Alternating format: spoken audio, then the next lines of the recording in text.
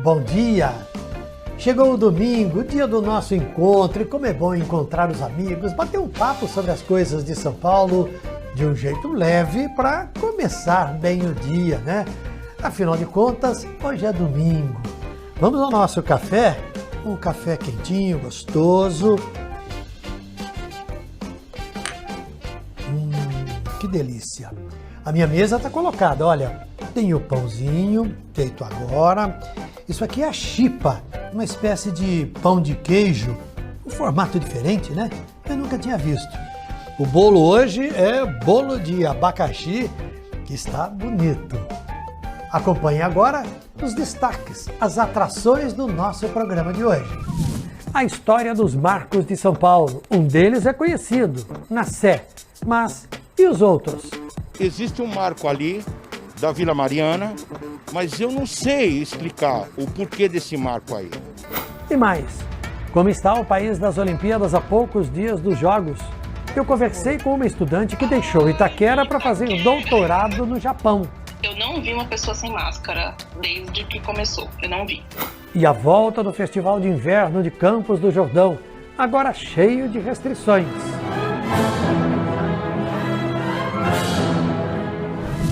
E a gente começa fazendo uma viagem por uma São Paulo desconhecida para muita gente. A capital tem dezenas de marcos geográficos espalhados, alguns no meio do caminho. No mundo movido pelo GPS, hoje eles contam um pouquinho da nossa história. Uma flor no centro de São Paulo. No meio da confusão da metrópole está a Rosa dos Ventos. Como se fosse possível colocar ordem na cidade agitada, cada uma das pétalas aponta para uma direção. Norte, sul, leste e oeste. A volta completa no horizonte, bem em frente à Catedral Metropolitana na Praça da Sé. No meio da majestosa flor está o Marco Zero, monumento que indica o exato centro de São Paulo e de onde todas as ruas e CEPs têm início. Em 1934, em um tempo em que GPS não era nem imaginado, o monumento em forma de prisma com 5 lados foi criado para indicar as direções e distâncias para os estados vizinhos. Quando você pega aquelas placas numa estrada, você pega uma rodovia dos Bandeirantes, a Anhanguera, a Ayrton Senna, enfim, qualquer uma delas, você vai ter as placas quilométricas e todas essas placas elas originam a quilometragem no Marco Zero de São Paulo. Essa é a grande importância dela, até hoje é utilizado para georreferenciamento. Enfim, São Paulo, o ponto X0 ali, começa no Marco Zero. O Marco Zero é o mais conhecido da capital, mas a cidade já teve muitos outros que indicavam direções e delimitavam onde começava um e terminava outro município. O Antena Paulista encontrou outros 3 em diferentes pontos da cidade. Um deles é este daí, no meio de uma calçada movimentada na Avenida Francisco Morato, zona oeste da capital. Fica bem em frente ao Parque Chácara do Jockey. Ele está pichado, com a estrutura cheia de rachaduras e quase não dá para ler o que está escrito aí. As pequenas letras ficaram tão imperceptíveis quanto a estrutura de quase 2 metros. Tanta gente passa por aqui, desvia do marco e não faz a mínima ideia do que se trata. Já tinha visto esse monumento? Já, mas nunca identifiquei o que é. Nem mesmo a dona Maria José, que passa em frente há 50 anos, sabe que esta estrutura de concreto já dividiu 2 cidades.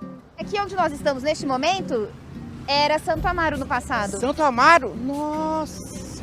Jamais eu imaginaria. Nossa, eu vou prestar atenção agora.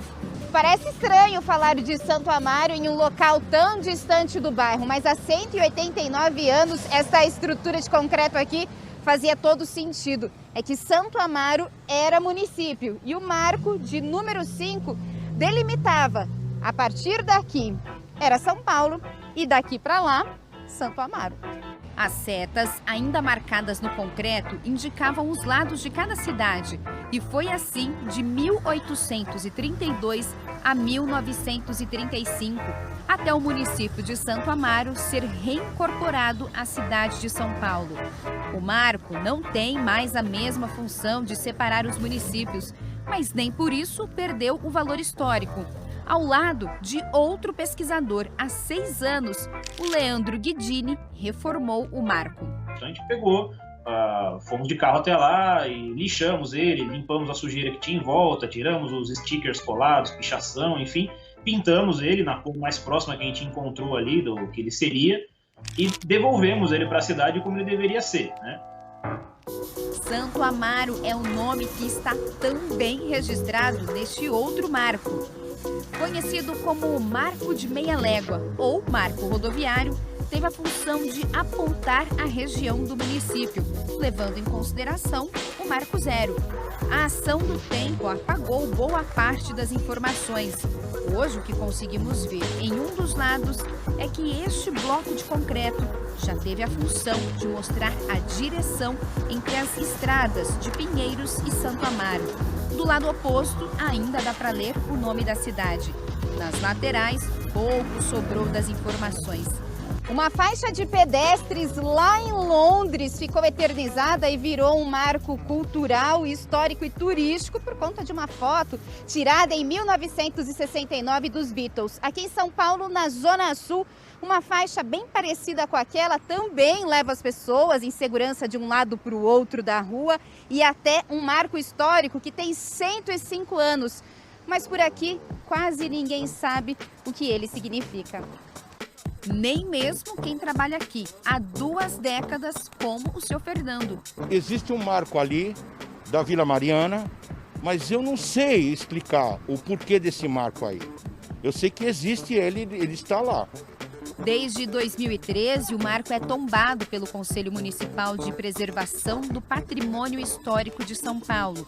Uma corrente delimita o espaço e a árvore florida garante o charme a este centenário bloco de concreto que já guiou os passos de tantas pessoas. Daiane e Renan nem são moradores da região, estavam só de passagem por aqui. Eles deram uma paradinha para ver o marco. Se fosse há 105 anos, o casal estaria fazendo isso para receber orientações de qual direção seguir para chegar ao destino. Preservar isso acaba sendo importante para preservar um pouco das nossas histórias e das nossas referências também. Para finalizar nossa jornada pela capital em busca dos marcos que resistiram ao crescimento da metrópole, fomos à rua Silva Bueno, no bairro do Ipiranga. Também na calçada encontramos este outro marco. Do outro lado da rua vem o seu José Roberto, que há 30 anos tem uma loja de azulejos em frente. Ele se assustou ao ver o estado do monumento. Opa, cadê a corrente? Já levaram a corrente? Ontem, porque até ontem eu fui embora, ficou a corrente aqui. Seu José conta que por falta de conhecimento, tem até quem acha que o marco é uma lápide esquecida de algum antigo cemitério. Tem gente que até se benze para tal, né? Porque não sabe o que é. Nada disso, né, seu José? Então conta pra gente o que significa esta obra centenária. Isso aqui é um marco. É um marco quando o pessoal, segundo me falaram aqui, né, há 30 anos atrás, que quando vieram desbravar aqui, o pessoal era mata. E tem aqui, na Sé, que é o Marco Zero, tem na Estrada da Pixirica, também tem um. Né? Então, por ser uma coisa histórica, não pode estar dessa maneira. Né? Em um tempo de tecnologia avançada, em que veículos apressados e pessoas com passos acelerados circulam pela metrópole, os marcos perderam a função original, mas guardam o alto valor histórico de um dia terem guiado quem passou por aqui. Por tudo isso, a gente tem que proteger esses pontos da nossa cidade. E as Olimpíadas estão chegando, hein? Muitos atletas brasileiros já estão em Tóquio.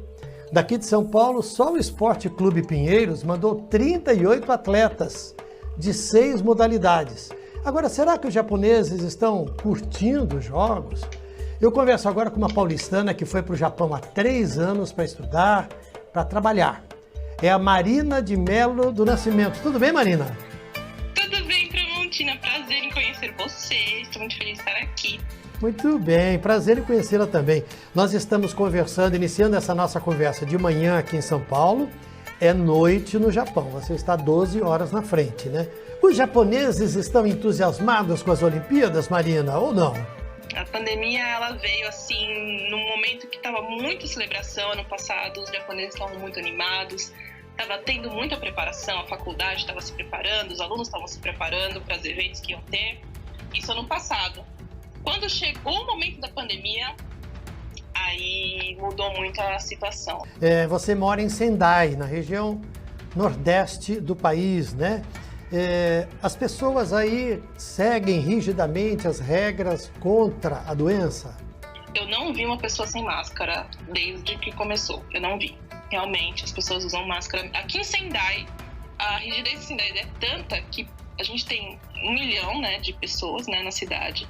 E ontem teve 2 casos, se eu não me engano, entendeu? Então, assim, pelo o tanto de pessoas que tem e a vida seguindo normalmente, as escolas abertas, a faculdade funcionando, é pouca gente que se contaminou, que circulou o vírus aqui em Sendai, porque as pessoas realmente respeitaram o lockdown, respeitaram o horário dos restaurantes, as pessoas usam máscara o tempo todo, mede a temperatura. Isso, assim, eu nunca tive do que reclamar, pelo menos na minha cidade, né? Marina, aqui em São Paulo, onde é que você morou? Ai, em Itaquera. Itaquera, na Zona Leste. Em que lugar? Sim.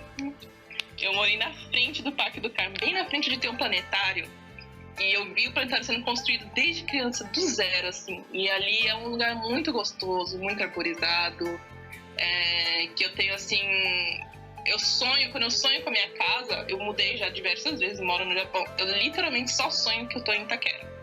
Nunca consegui sonhar com nenhuma outra casa na minha vida, de tanto que marcou a minha vida. Então, ali, pra sempre, é o meu lugar. Olha só, eu já estive no Parque do Carmo muitas vezes, gravando para Antena Paulista. O Parque do Carmo é muito bonito, é uma região muito bonita, né? Você sempre morou ali, morou em outros lugares da cidade também? Depois dos 15 anos, eu fui morar na Vila Carrão. Você se formou em letras na USP, né? Fez mestrado em cultura japonesa. Por que se interessou pelo Japão? Ali na região da Vila Carrão, depois que eu me mudei para lá, eu fui trabalhar numa papelaria japonesa também. Os donos eram japoneses. Na verdade, acho que eles eram niseis, né? Eram filhos japoneses. Sempre conversava entre eles em japonês. E eu ficava, ai meu Deus, o que eles estão falando de mim? Então eles falavam, você tinha que aprender, você ia gostar tanto de aprender japonês e tal. E eu fui tentar aprender.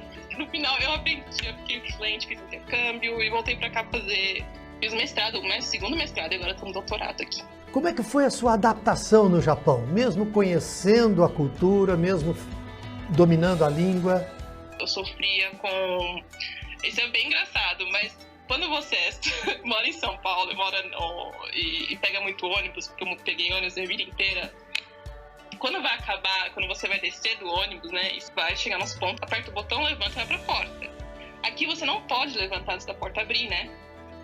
E aí eu tava com as minhas sacolas, comprando um monte de coisa, que eu cheguei aqui, e eu levantei, era o meu ponto pra descer, o doutorista, quem que tá levantando?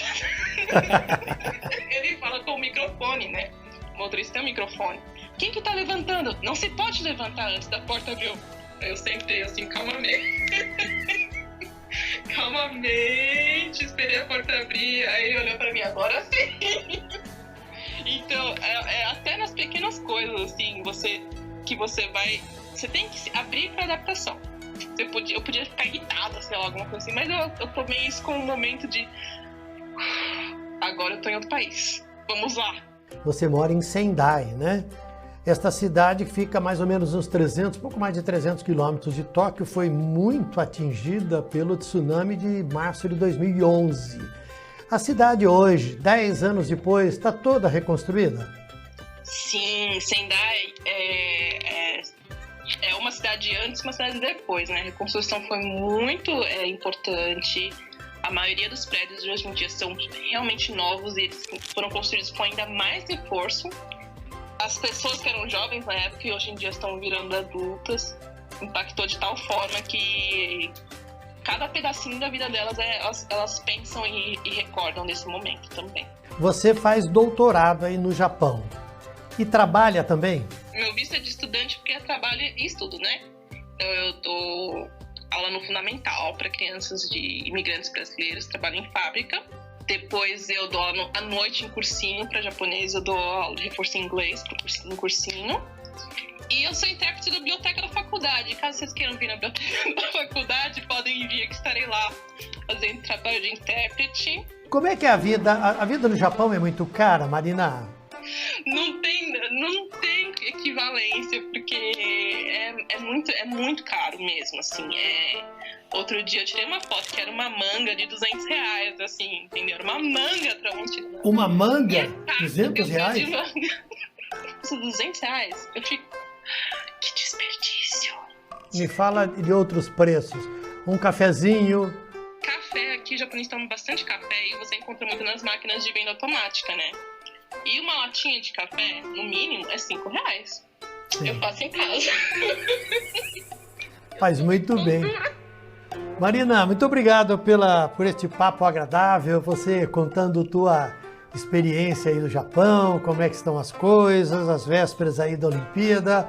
Foi ótimo. Muito obrigado, prazer conhecê-la. Obrigada. Depois do intervalo, tem o Festival de Inverno de Campos do Jordão. E ainda, a história do casal de João de Barro, que montou sua casa no meio da fiação elétrica. Até já! Estamos de volta com a Antena Paulista e Campos do Jordão está respirando música novamente. Que bom! O Festival de Inverno voltou este ano, depois de ter sido cancelado em 2020. O festival voltou diferente, muito mais seguro. O Festival de Inverno de Campos do Jordão já viu os mais diversos instrumentos. Mas na edição de número 51, este aqui é um dos elementos principais, a estrutura de acrílico. Ela sobe ao palco para dar mais proteção aos músicos e faz dueto com a trena, que garante a distância entre os participantes. Tudo em harmonia com os protocolos de segurança. Quando ele retorna a Campos do Jordão depois de 2 anos, ele retorna com um novo formato, que é o formato que nos obriga à pandemia da Covid-19 e todas as exigências dos órgãos internacionais de saúde e também do Plano São Paulo de combate à pandemia. As apresentações vão até o dia 1º de agosto, com concertos presenciais e transmissões pela internet. O Auditório Cláudio Santoro, que reúne a maior parte da programação neste ano, está com uma ocupação menor. O limite de público baixou de 800 para 307 pessoas. O número de apresentações foi reduzido por causa da pandemia. Eram mais de 160 na primeira edição do evento, mas desta vez são 43 concertos. Outra mudança é em relação a este espaço. A Concha Acústica do Capivari, que já foi palco de grandes shows em outras edições do Festival de Inverno, desta vez ficou de fora da programação para evitar a concentração de pessoas por aqui. Quem já se apresentou aqui antes da pandemia sabe a emoção que o público traz. É o caso do Paulo. É o maior festival da América Latina, né, de música erudita, né? Então, realmente é uma sensação deslumbrante para todo, acho que é um sonho de todo músico, na verdade, né, ou maestro ou sua orquestra vir se apresentar no Festival de Campos, né? O pianista Marcelo Bratic considera o festival um termômetro do cenário de apresentações musicais do país. Para ele, que já esteve presente em mais de 10 edições, o momento é de experimentação. A música foi muito castigada nessa pandemia, por causa justamente da questão social, do isolamento e tudo mais. Então, a música teve que se reinventar de uma certa maneira.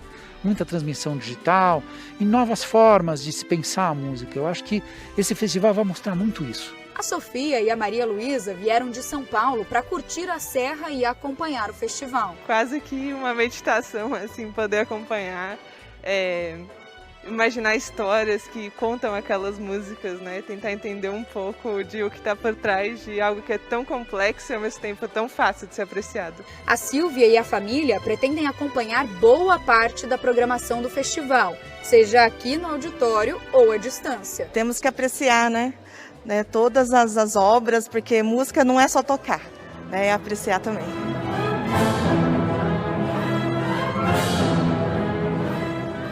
Música clássica e esse friozinho sempre combinam.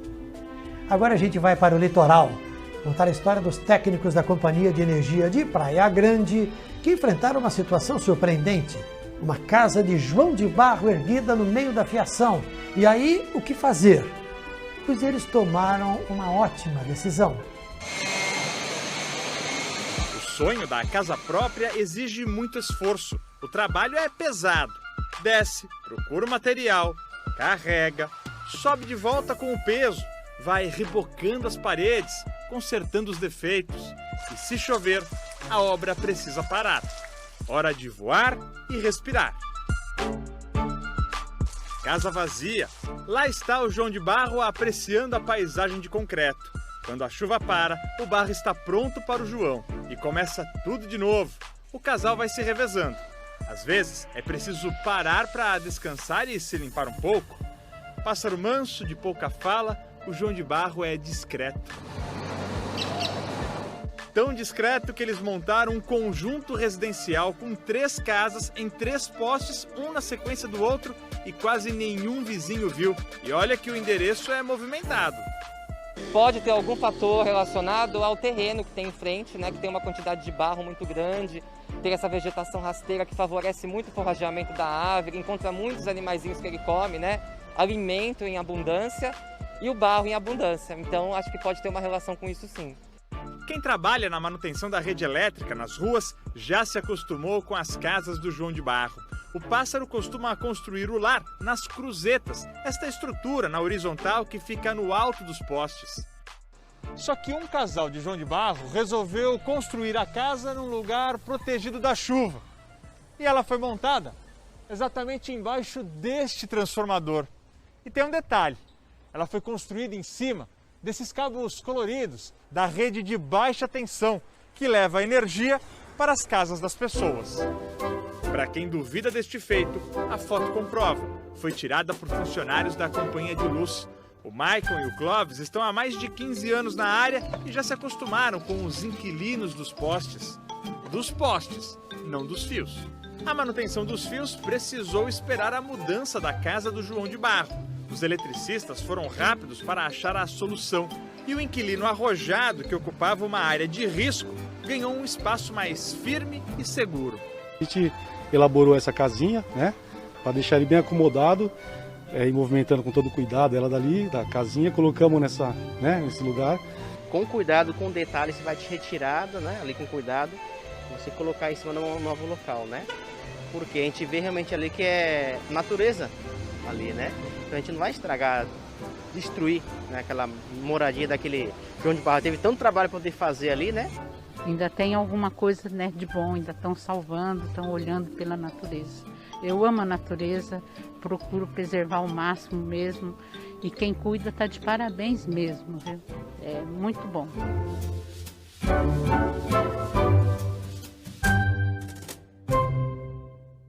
É isso, vamos respeitar os pássaros. E chegou a hora das mensagens que vocês enviaram. A Sueli falou: começar o domingo tomando um bom café, acompanhada do Antena Paulista de forma tão leve, com tantas informações, é tudo de muito bom.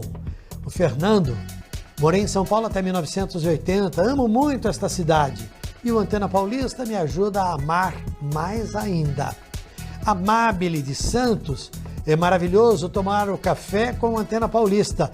Um ótimo domingo e uma semana maravilhosa para todo mundo, né, Mabile? Dri comentou o programa passado. A entrevista com o Péricles e o luthier de São Bernardo do Campo foram sensacionais. Conteúdo de qualidade. Que bom que todos vocês gostaram.